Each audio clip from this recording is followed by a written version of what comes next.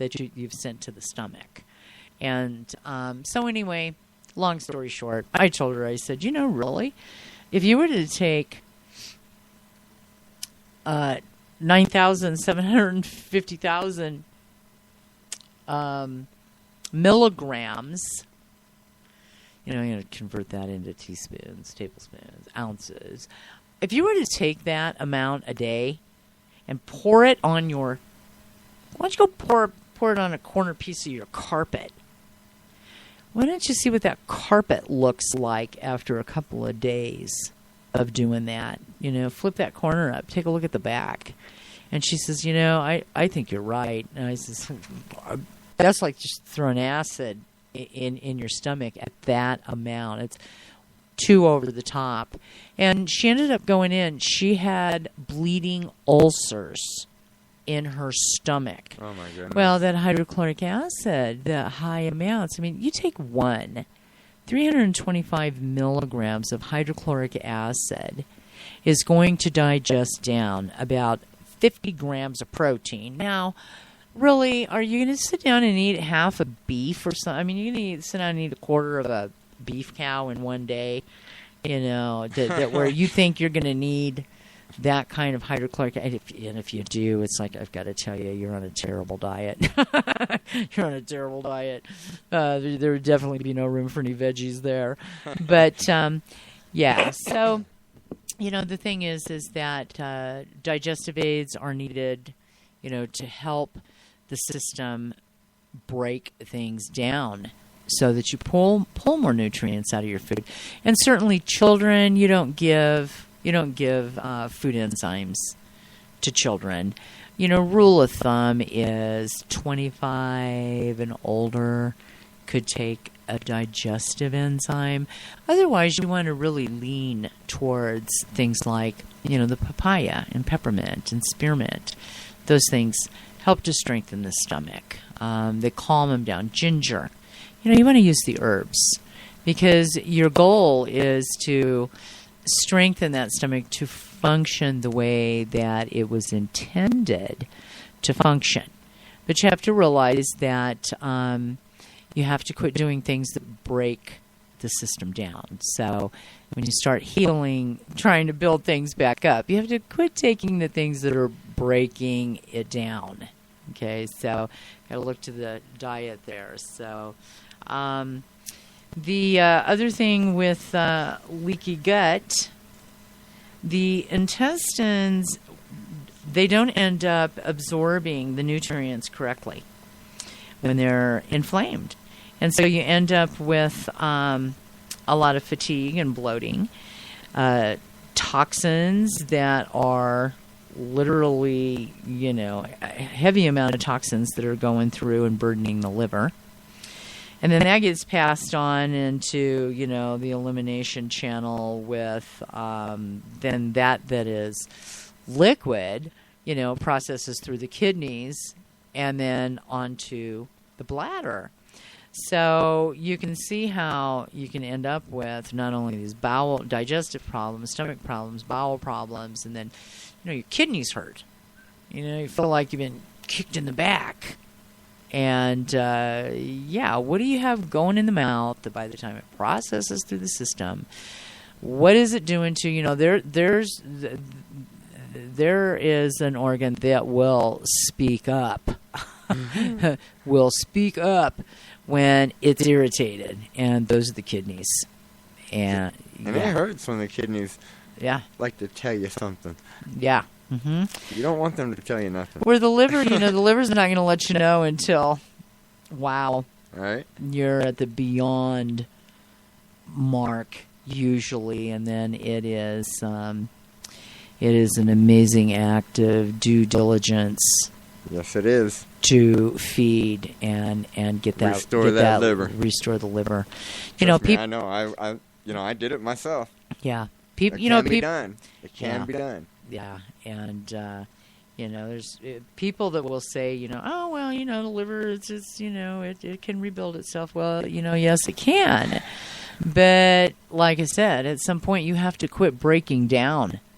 You've got to quit breaking down the tissue, and be accountable for what you're doing in order to get that organ well again. The thing is that this leaky gut syndrome, and, there's a lot of people out there that are dealing with leaky gut syndrome. And leaky gut with the doctors is one of those things that kind of like fibromyalgia. They didn't even recognize it for years. I mean, they denied that they were in big denial about fibromyalgia. They didn't know where it was coming from. They couldn't really put a finger on it. It wasn't really right there out in front of them, and they would just really put aside a lot of the symptoms that people had. And so they're now just finally, in the last 5 years or so, starting to recognize fibromyalgia as an actual condition. But I'm telling you, if you're dealing with fibromyalgia, there's things that you really seriously, you have to take a look at your diet. I'm sorry, you really do. Right. And there's going to be people out there that are not going to agree with me. They say, oh, no, it's just one of these things, and they don't know. And I'll tell you what, I've worked with enough people with fibromyalgia. When you start making changes with the diet and you start addressing the bowel, the digestion, the central nervous system, cleaning that bloodstream up, getting to shutting down the COX-2 enzyme, which curcumin will do, mangosteen fruit will do, any of your high antioxidant berries and fruits will do that as well. Shut down that COX-2 enzyme. They inhibit it. That is what causes inflammation in the body. So if you're taking in things that set off that COX-2 enzyme, you're going to have inflammation. And if you continue to do that every day, over and over and over and over, and you have the system in an inflammation state, pretty soon that raw, irritated, inflamed areas of your body, tissue is going to start to break down. And as you have things start to break down, it gets far enough, well then, hey, it's easy now. They have a nameable condition. They take all of these problems and symptoms, and then they give them a name. And once they give them a name, then the pharmaceutical industry has a patented product that will manage your symptoms. Okay? So it doesn't, like I said, it doesn't get you to the point of overcoming it. You overcome it with changing what you're doing. And as you get into day 3 or 4, you will start feeling better. And as you start feeling better, then there is another amazing component of that. Your mental outlook gets better and stronger.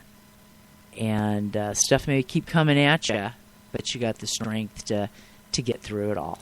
You know? So the herbs to the rescue, as far as, helping you to overcome your health challenges. And then, like I said, as you get into feeling better, everything about your whole being feels better. Oh, yes. Yeah. So, another thing that we get into with these commercial foods with bromides in them and setting up toxins through the digestive tract, and coupled with a lot of the stress that people go through. And hey, if you're not pulling all your nutrients out of your food and you're not absorbing, I mean, come on, your whole bee family is water soluble, so you can't overdose on bees. Take plenty of bees. Anything extra, you're just going to have really, really bright yellow urine, and that is the extra bees that pass through the system. So that's what that is, and that's okay. But the other thing that there is such a problem with is colitis and Crohn's disease, spastic, the irritable bowel syndrome. That's a spastic colon. That's where instead of that tube being nice and round, the elimination channel, it's spasmed off. It's bowed out in areas. It's pulled and constricted in certain areas. Then it goes into a little section of it where it looks normal. Then it bows all out again. And if you're eating, eating a lot of the wrong fats in your diet, and you go through a lot of severe constipation, you end up developing little diverticuli. And those are little pockets where literally the wall of the bowel kind of herniates. And things get stuck into those little herniated areas. And they can actually hold a fever. Wow. And that's diverticuli. And when it is inflamed and giving you a lot of problems, they call it diverticulitis.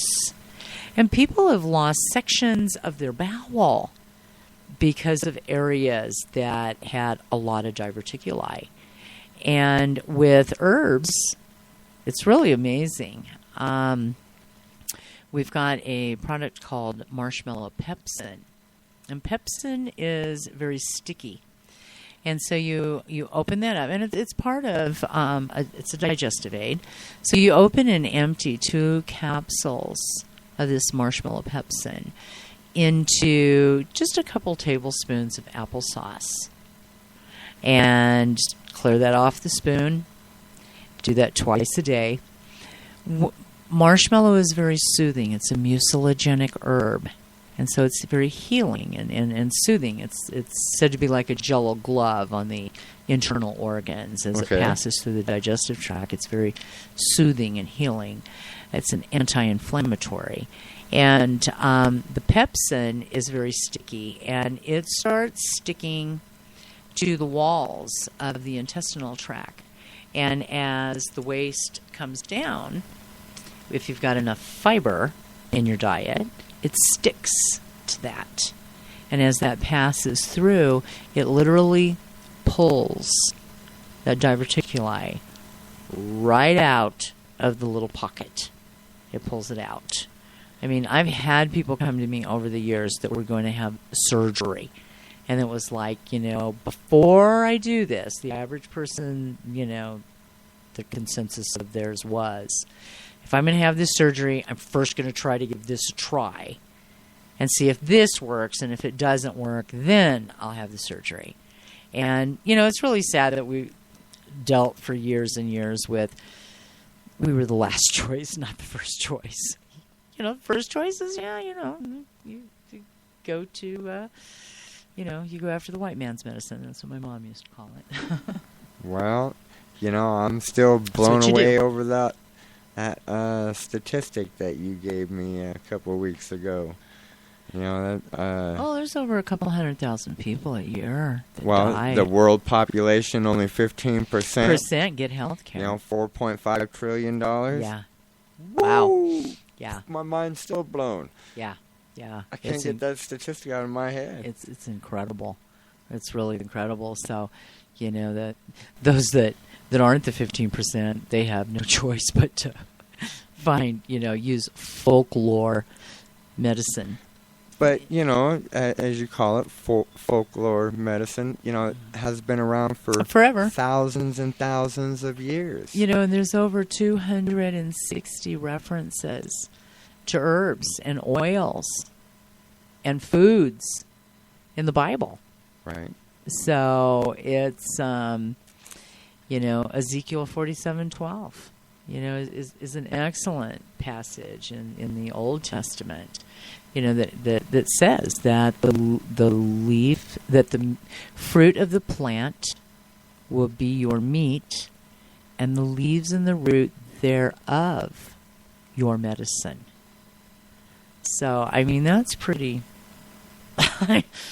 Do you need much more of a definition than that? I don't think so. No, I think it says it all. So we have these factors of these other, problems, colitis, diverticulitis. So remember that I said when it's an itis, that's an inflammation. So you have the diverticuli, But when